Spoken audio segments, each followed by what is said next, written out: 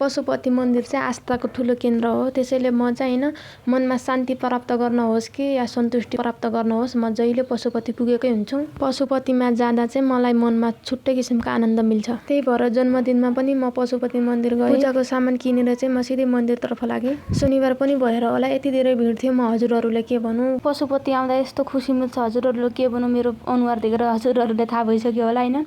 अनि यहाँ यति धेरै भिड थियो कि हजुरहरू यो भिडियो हेरेर थाहा पाउन सक्नुहुन्छ। यति धेरै मान्छेहरू थियो, पाइला टेक्ने ठाउँसम्म थिएन। अनि हजुरहरूले थाहा छ पशुपतिभन्दा माथि एउटा विशेष मन्दिर पनि छ। यो बाटो चाहिँ सिधै त्यहाँ पुग्छ जहाँ कि सबैभन्दा पहिले पशुपति मन्दिरको स्थापना नहुनुभन्दा अगाडि त्यो ठाउँमा चाहिँ विशेष पूजा हुन्थ्यो। पहिला जङ्गल थियो अरे, ठुलो जङ्गल हुँदाखेरि चाहिँ त्यहाँ एउटा शिवलिङ्ग थियो अरे। शिवलिङ्गमा चाहिँ एउटा गाईले जङ्गलबाट चरेर आउँदाखेरि सधैँ त्यो शिवलिङ्गमा दुध चढाउने गरेर जान्थ्यो अरे के। त्यही भएर यो ठाउँमा चाहिँ विशेष पूजा गर्नुपर्छ।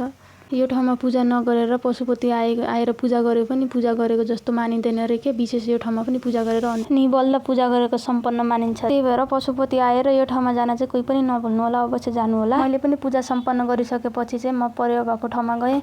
परेवाले दाना दिए, चारोहरू दिए। यति धेरै रमाइलो भएको थियो त्यहाँनिर चाहिँ, यति धेरै परेवा थियो। 2-3 ठाउँमा थियो कि परेवाले चारो दिने ठाउँ चाहिँ, अनि 2-3 ठाउँमै गएर मैले सबै परेवाले चाहिँ चारो यसरी दिएँ।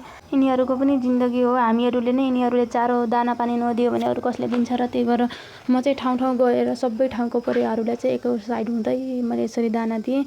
कति खुसी भएर खाइरहेछन् हेर्नु न। परेवाहरूलाई चारो दिइसकेर म पनि यतातिर मान्छेहरू कति धेरै बसेर हुन्छन् नि त, त्यहाँनिर बुढोपाको मान्छेहरू, अपाङ्गहरू, कस्तो मान्छेहरू हुन्छ नि त।